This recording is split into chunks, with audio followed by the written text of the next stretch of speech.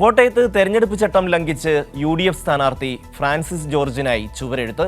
പൊതുയിടങ്ങൾ തെരഞ്ഞെടുപ്പ് പ്രചരണത്തിനായി ഉപയോഗിക്കരുതെന്നാണ് നിർദ്ദേശം. എന്നാൽ ഇത് ലംഘിച്ചുകൊണ്ടാണ് നഗരമധ്യത്തിൽ ചുമരുകൾ എഴുതിയിരിക്കുന്നത്.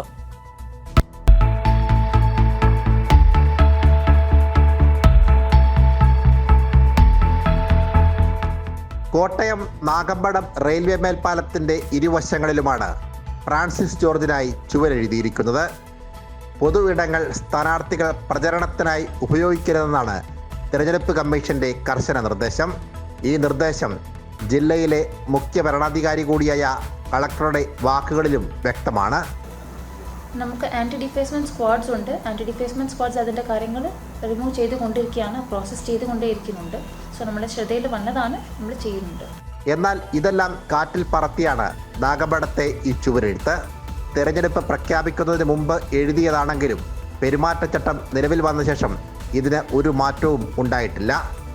വരും ദിവസങ്ങളിൽ തെരഞ്ഞെടുപ്പ് ഉദ്യോഗസ്ഥർ കർശന നടപടി സ്വീകരിക്കുവാനാണ് സാധ്യത.